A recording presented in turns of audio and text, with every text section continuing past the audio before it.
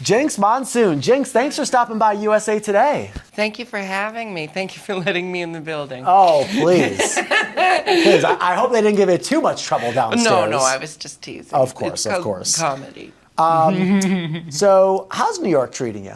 You know, really incredibly. I kind of in a way where I'm like, what did I do to deserve this? And then I remember I've been working my ass off for 10 years. So, but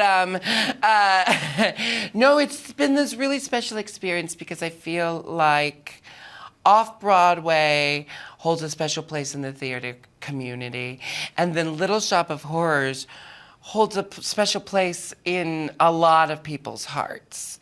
And it's just a beloved show. It's a very New York show. And so being a part of Little Shop of Horrors or Chicago, you know, these like institutional New Yorkie shows. It's so funny that a show about Chicago is a New Yorkie show, but you get it. You know, like when you kind of pay your dues here, then it's kind of like now I walk down the street and people are just like, hey, Jinkx, have a good show tonight. It's like, that's very sweet. That's a very New York experience, interaction to have with people, because it's not, I'm sure people stop you for selfies sometimes as well, but not as much in, say, a Los Angeles, right, or a Hollywood. It's all part of the same soup, Ralphie, you know? It's like, I kind of I don't know how to qualify it or quantify it, because anywhere you go, you're going to find a drag fan. So, and then it's like sometimes people walk past me and then they realize it a block later and then they come running after me. It's hard to know where you're going to run into someone, but what I do feel like with New York is they've come to expect me being here, and that feels very special. You know, I feel like I've been adopted by this city, even though I could never live here full time. I'm sorry. It's just, it's so much all the time. How do you do it, Ralphie? Because it was something I sought out and I really embraced. I looked forward to that energy. And now living in the suburbs, I love my house and my wife and my son. But I miss that. It's nice that at least I get to come back in here and get it. I do get energized by it, yeah. But sometimes you need a break, right? Yeah. The one thing when I did live, I lived in the city for about 11 years, and I don't know, tell me if you found that. Have you found like your place though where you can, maybe it's just your apartment, but maybe it's somewhere else where it's like actually, your zen you know, spot. I feel like I've kind of like trained myself to be like, it's too much. But this time it's just been perfect. I am living like, 7 blocks away from the theater. I'm on like 36th, the theater's on 43rd. I have this little walk every day to the theater that I like. You know, I have the bodega I like, you know. I actually feel like maybe it just takes 10 years to learn how to do it right? Well, that's what they say, right? 10 years you call yourself a New Yorker. But that's, you know, the commute, the neighborhood spot, like the all routine. plays a part yes. in it. Yes. And I have, what I can say is, I mentioned paying my dues, and this isn't like trying to like stroke my own ego here, but like when we first came here, I was just reminiscing with my best friend and business partner. When we first came here with our show, The Vaudevillians, and played at the Laurie Beachman Theater for 4 months, it was me and my music partner, who I still work with, and my best friend, who I still work with, the three of us living in a tiny studio on 45th, because that's what we could afford. And now, you know, like I joked about, you know, it's like you can trust when good things happen when you know you've put in the work. You know, I think you should be wary if good things are happening and you know you haven't done anything. Yeah, absolutely. Absolutely. 100%. You mentioned Off-Broadway, but of course you get to live in the Broadway world as well, and you'll be back in that world very soon.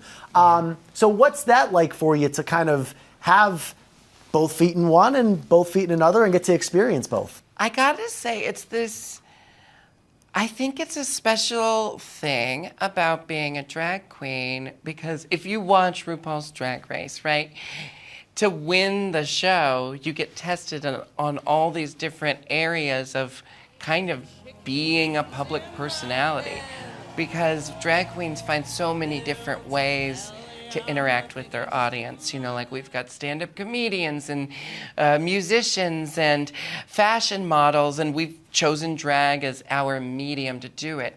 I am an actor who's also a drag queen, and I navigate that. You know, this is me navigating it. And it's just like, but in my life, I've had to be a stand-up comedian at times. I've been a producer. I've been my own writer. I've been my own director. Me and my friend Ben de la Creme, we created a Christmas show together, a holiday show, and we've toured that for 5 years, 6 years, I think, and then we self-produced a TV special. You know, it's like drag queens for so long, we just had to make the work ourselves because no one was handing it to us. And now I am getting certain opportunities, but it's not feeling limiting because I'm so trained in a lot of different areas, you know, that I do get to be an off-Broadway actress right now, a TV actress sometimes, a writer and a comedian, and then I'll go back to Broadway, and it's like, that's just drag. That's just what we do. Let me ask you another theater question. Broadway compared to the theater scene in Seattle, how does it compare? How does it contrast? I will say that, like, the Seattle theater scene, it's, you know, it's not a huge difference. Like, the big thing is when you are working somewhere where everyone they put their egos aside and they are there to put on a good show for the audience, you know. That can happen anywhere. That can happen in regional theater. It's just very likely to be happening on Broadway because that's the highest tier of that. But, you know, Seattle, like, I worked in Seattle as a performer for 12 years. Some of that was, you know, Drag Race heavy, so I had a special experience. But even before Drag Race, I was working in cabaret, I was working in theater, I was supporting myself as an artist. There's not a ton of cities in America where you can do that. So I will say, Seattle is a really great theater town, and a lot of shows that end up on Broadway start in Seattle. Hairspray, Aladdin. I know those two. You mentioned some of the roles that now you can get in addition to obviously carving your own path and continuing to do so. How did this Doctor Who role come about? Doing drag work.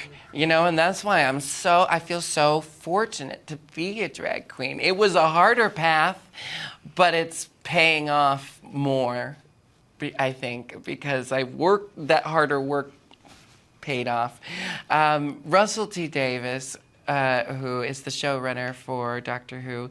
He's been the showrunner in the past, and he's returning to the series. He came to see one of my cabaret shows called Together Again Again. I'm actually going to be performing it in Seattle with my music partner, Major Scales. We play ourselves in our 80s. It's kind of like a weird dystopian look at the future. And Russell came to see it, and when he was walking home that night in Manchester, England, apparently he thought, the character Maestro, Jinkx would be great for that. We've talked off-Broadway, we've talked Broadway, we've talked Doctor Who, and despite all of those big things that are happening, I feel like we're only scratching the surface just a little bit on what 2024 has been for you so far. This has been a rather eventful year for you now, and we're not even in June yet as we speak here now. Well, I have to say, I have the most incredible team of people who, like I was just saying with Doctor Who, like, copy and paste that with the people that I work with, and a lot of them. I was mentioning, I've been working with my music partner since college. My best friend quit their job to help me do this, like 11 years ago. And they had a steady corporate job, and they were like, this feels like this is more what I want to do, you know? And I have this amazing publicist who continues to bring amazing people into my life. I have wonderful collaborators. I have mentors, you know, like I am where I am because I'm part of a community. And if I can express anything to people, it's like we need to reinvest in our communities. We have been conditioned to only think of ourselves, and I feel like the pandemic made us even more insular, and we need to remember that we're part of, just being alive on the planet, you're a part of a community, and we need to remind ourselves of that. And I'm lucky because I'm part of the LGBTQ plus community. Since I came out, I've been told, you are here, part of our community, we got you. Everyone deserves that. Everyone should have that, and we could have that. I saw a post on your Instagram. It was you and I believe like 3 or 4 other people, and they were all different people from different points of your life, but all in that moment you were standing together and you posed for a photo. Mm-hmm. As I hear you now talk about investing in community, what keeps you doing that, connected to these people and continuing to want to invest in community? Because I'm here right now. Yeah. Because of the success. Because a lot of people, they start climbing up and they start losing people. No. No? The reason I'm here is because of the people who connect with me, because of me sharing my story about quitting drinking, sharing my story about my gender journey. Like, the more I have been my authentic self, the more people have come to see my shows and come to see me and support me because they appreciate that I'm not lying to them. We're being lied to in every direction. We don't want it from our artists. And these people show up for me, so I try in any way I can think of to show up for them. Like, there was a point in my life where I was like, focusing on what's going to get me to that next step of success, what's going to get me more popular and more successful. And when I stopped thinking that way was when I created the Christmas show, the holiday tour with Ben de la Creme. And I was reminded what it feels like to create something for your community. And then that community shows up for you. And every year this production, our holiday production that we created so that queer people had a place to go around the holiday time, because that's a very isolating time for queer people. That is a big part of why I was able to go into All Stars and feel confident and know exactly what I meant to do with who I am. And when I started thinking about like serving my community, that's when the success started to follow. Most of your family back in Portland, Oregon still, or no? Yeah, a lot of my family, most of my family, and that's why I bought my house there.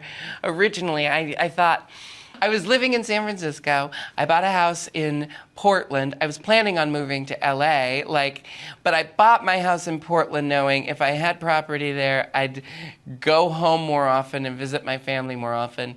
And now, I don't know, I just have a really, really lucky life because the family I was born into is supportive and has been just incredible to me.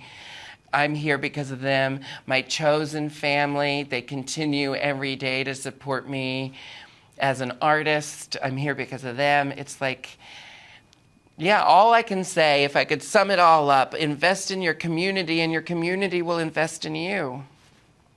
We're getting ready for Pride Month. When you think of Pride here in segue. Yeah. When you think of Pride in 2024, what comes to mind? Unapologetically being yourself. Like I don't know. When I think of Pride this year, I think of